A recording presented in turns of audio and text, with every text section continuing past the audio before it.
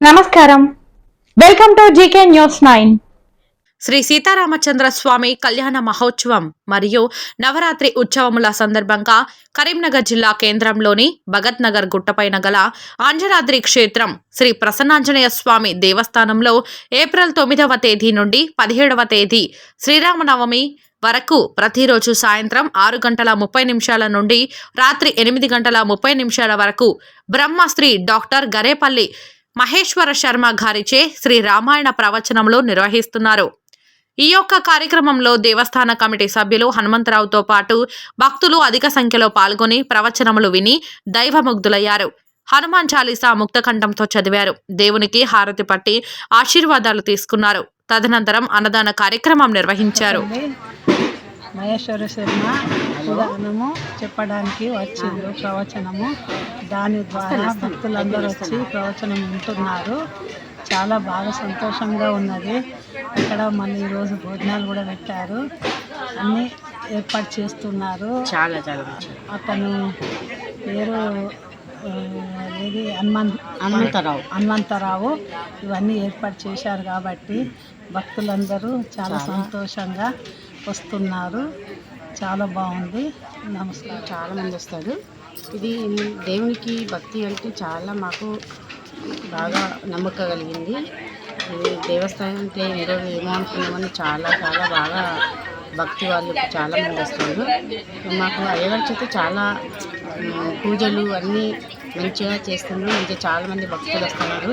మాకన్నీ అప్పుడు అయ్యగారి చేత మాకన్నీ సేవల చేత మంచిగా చేపిస్తాను. చాలా ధన్యవాదాలండి. జై శ్రీరామ్. అంజనాద్రి శ్రీ ప్రసన్నాంజనేయ స్వామి దేవాలయం భగత్ నగర్. ఇక్కడ ప్రతి సంవత్సరం కూడా వసంత నవరాత్రులు అంటే ఉగాది నుంచి మొదలుకొని శ్రీరామనవమి వరకు 9 రోజుల పాటు వైభవంగా స్వామివారి ఉత్సవాలు ఇక్కడ జరుగుతాయి. అందులో భాగంగా నిన్న ఉగాది పంచాంగ శ్రవణం జరిగింది. క్రోధినామ సంవత్సరం. అలాగే తిరుమల తిరుపతి దేవస్థానంలో హిందూ ధర్మ ప్రచార పరిషత్ ఆధ్వర్యంలో డాక్టర్ గర్రెపల్లి మహేశ్వర శర్మ గారిచే ఇక్కడ రామాయణ ప్రవచనం 9 రోజుల పాటు అత్యంత వైభవంగా జరుగుతోంది. దాన్ని అనుగుణంగా డాక్టర్ గర్రెపల్లి మహేశ్వర శర్మ గారు మన అంజనాద్రి క్షేత్రానికి ఆస్థాన పౌరాణికుడు. అలాగే శారదాపీఠం, శృంగేరి శారదాపీఠానికి కూడా వారు ఆస్థానిక పౌరాణికులు. వారు చక్కగా ఈ 9 రోజుల పాటు స్వామికి ఈ ప్రవచన కార్యక్రమం ఇక్కడ ఉంటుంది. ప్రతిరోజు సాయంత్రం 6:30 గంటల నుంచి 8:30 గంటల వరకు 2 గంటల పాటు రామాయణ ప్రవచన మహాయజ్ఞం. అందులో భక్తులు విశేషంగా పాల్గొంటూ ఉన్నారు. తర్వాత ఇందులో భాగంగా ఒకరోజు 16వ తారీఖు అంటే రామనవమి ముందు రోజు ఇక్కడ శోభాయాత్ర ఉంటుంది.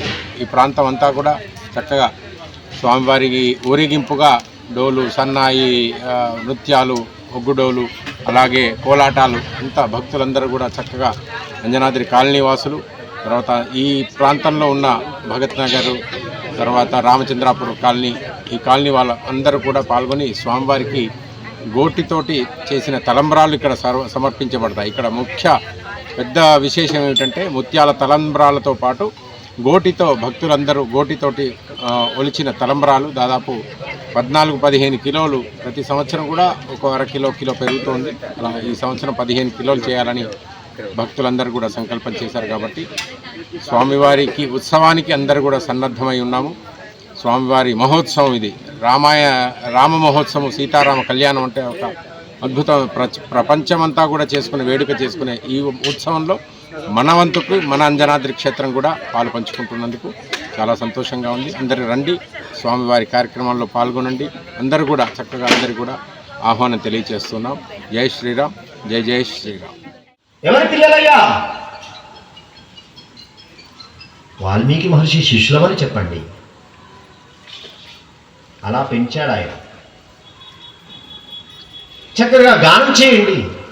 ఏదైనా పండు, ముని సంబంధమైన తపశ్శాలు ఇచ్చేటువంటి తపశ్శాలకు సంబంధించినటువంటి ఏవైనా పదార్థాలు ఇస్తే స్వీకరించండి.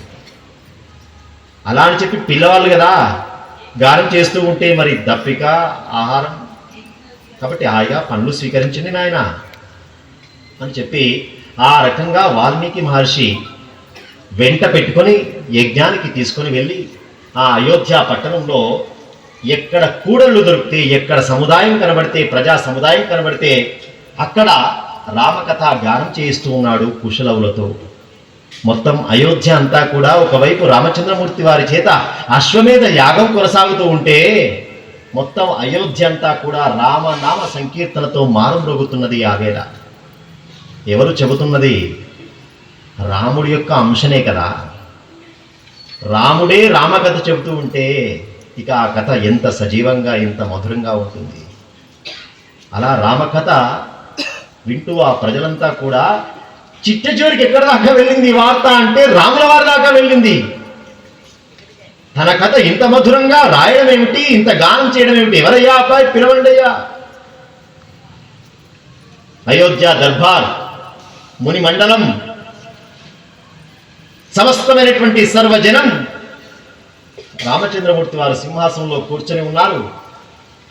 రామచంద్రమూర్తి వారి ఎదుట కుశలవులు రామకథను చెబుతూ ఉన్నారు. అంటే మొట్టమొదలు చెప్పింది రాముడే, విన్నది రాముడే. రాముడి యొక్క అంశే కదా కుశలవులు. చెప్పింది ఆయనే, విన్నది ఆయనే. అంటే రామకథ రాముడికి ఎంత ఆనందం. సర్వాపూర్వమియం యేషా ఆసీత్ కృష్ణ వసుంధర. ఇలా రామకథను ప్రారంభించారు. రేపు సకాలంలో కథాగానం కొనసాగించుకుందాం. స్వస్తి ప్రజాభ్య పరిపాలయంతాం న్యాయేన మార్గేణ మహిం మహిషాః.